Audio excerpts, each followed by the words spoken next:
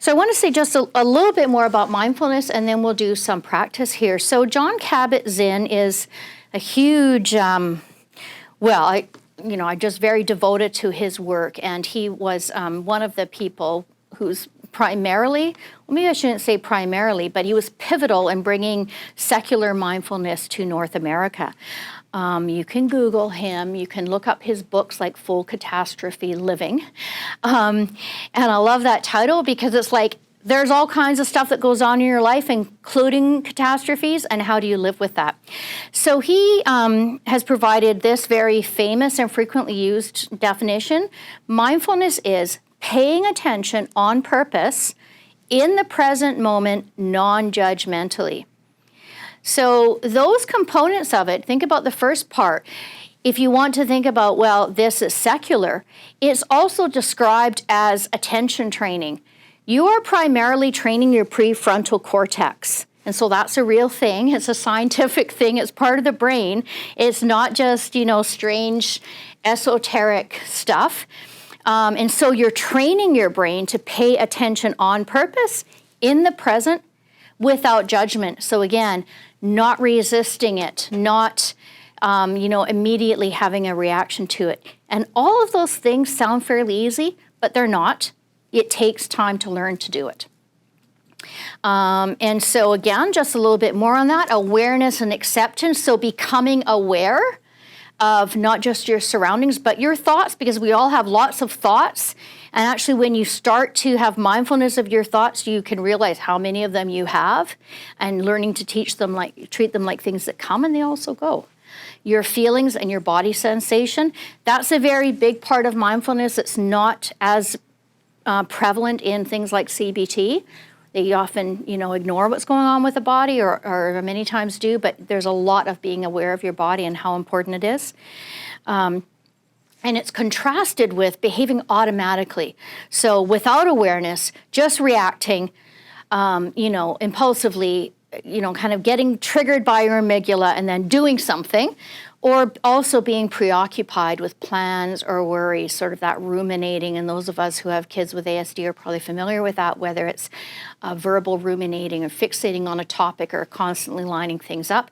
It's the same thing. It's that inflexibility of being stuck on something. So here's just some examples here in a parenting context. On the one side, or the child is there at a great moment when you could actually engage and see he looks very sweet, have some great little connection, and mom and dad or whoever they are, family members are just on their phone. So much of that we see. I don't just mean in families, I mean the whole phone thing. And then on the other side is, the daughter being upset about something, and mom obviously having that connection of the anger and getting escalated and reacting in an escalated and unproductive way. So something I would always say and try to remind anybody I can about it is think about what your goal is right now, because I can do it too. I can have my kids escalate on me and they push my buttons, and I can easily get into that. Any of us can. If we're human, we're going to get into it. But I've taught myself to try as best I can to de-escalate those emotions and think, what is my goal right now? So if my goal is to eventually get him to do the dishes, is it going to help if I start screaming about how lazy and useless and unhelpful he is? Probably not. He's not going to do it. I get my way if I can calm down, regulate myself and say, okay, you're sounding and acting pretty overwhelmed right now. How can I help? I've shown that empathy, I've shown compassion. He can calm down, and then 9 times out of 10 will come back either on his own or with my support and say, okay, how can we do this? How can I help you to get started? Screaming is not going to help. Going to talk a little bit about some of the practices and weave those in. So a practice that I'm going to recommend to you, and a practice that I just really love, is called the Sense and Savor. So I've talked about how mindfulness is about paying attention and awareness. And so some of the activities that you'll do with mindfulness initially is learning to really use your senses and pay attention to them in a way you may not have before. In mindful self-compassion, they have this little tweak to it, which I really, really like, and it's called Sense and Savor. So not just sensing, but savoring. So having that focus on what's really awesome about this. Now that picture that I've included is a picture from Trigonos, which is the retreat center where I did my initial mindful self-compassion training. And it's in a place called Snowdonia. I mean, it just brings to mind elves and fairies and all this. And, you know, I was looking for them when I was there. But it felt very magical to me, I think because I had this experience in this beautiful place of the Sense and Savor. And what we were asked to do, and if we were doing a class, we do this within the classes. We arrange a time when we go outside and we go into nature. And you walk mindfully. And you identify, what do you see? What do you hear? What do you touch and feel? What do you smell? And just really take the time to savor that. So when we were doing that, I actually came back later and I took a picture of one of the things I had found, which were these beautiful, amazing, and gorgeous smelling roses. Because roses they don't always smell that great, but these were just incredible. And they were right outside of the dorm kind of room area where I was staying. And so I've actually put this on my Facebook page because I just love it so much. And it always brings back those warm feelings that were generated by that practice. This is another picture that I took in this same place. No, this isn't an infomercial for Trigonos or the University of Bangor or anything, but if you ever have the chance to go there and you want to practice this, I would really recommend it. And I took this picture later as well. This is where this is set. What you can't see in the background, there's little white dots, which are all sheep, so they love it. But the calming power of nature, which I've spoken about, just spending time in it, and if you can sense and savor, and even do that for 5 or 10 minutes, will really, really increase, and there's research to support it, your feelings of positiveness and your feelings of nourishment. That is a practice you can do now at any time. And it doesn't, even if you can't go into nature, it can be, and I always try to do this, have my first cup of coffee in the morning in a peaceful way. So something that I've done is I will open my sliding doors into my backyard, especially when it's not raining, or even if it is because it's sheltered, and sit out there with my coffee and smell that coffee, and not just chug it down as fast as I can and throw it into a travel cup, and sort of feel the breeze or the air on my face, and drink the coffee and really notice the first few sips of it. And it does more than just, wake me up. So I'm going to ask you to try this week or beyond, and it's called Mindfulness of Daily Life Practice. So what this isn't particular to MSC. It's in many mindfulness practices that are effective.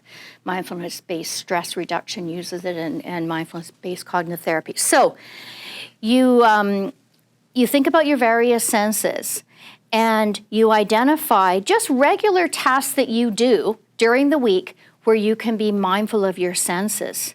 So it could be taking a bubble bath, or it could be your shower in the morning, feeling that, actually taking that time to feel what the temperature is like on your body, to feel the bubbles, to smell the scent of, if you like scented things, I love most scented things, so I try to use, lavender or things like that I enjoy the scent of, because I have to get showered anyway, so I may as well find something enjoyable about it, rather than just getting in there, scrubbing, running out, right? That's not mindful.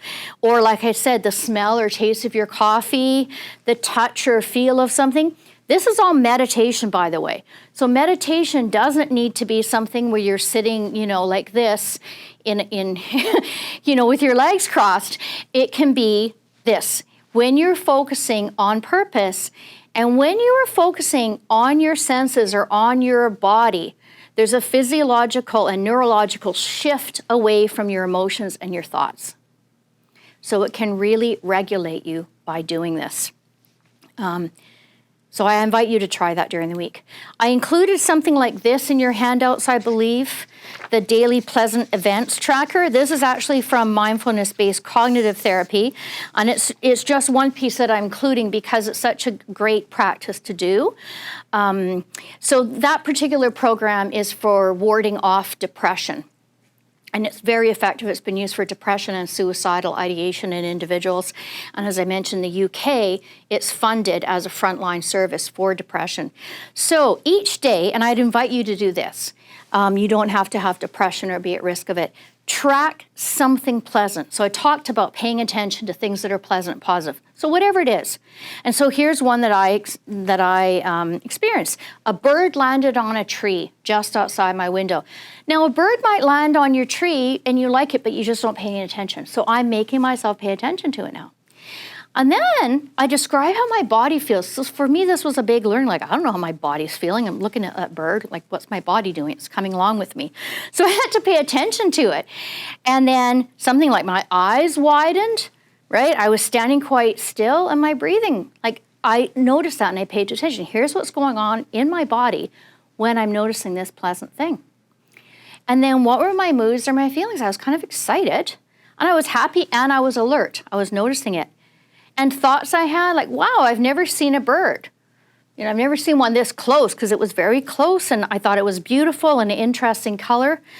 So those were thoughts that I had. And there's a few things you can get out of this, but on a basic level, it's noticing pleasant experiences, which is therapeutic.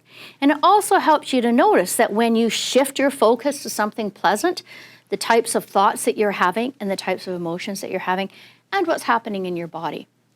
And then there's other things you can do too, but I thought this really fits with the Sense and Savor because the Sense and Savor is about noticing what you appreciate.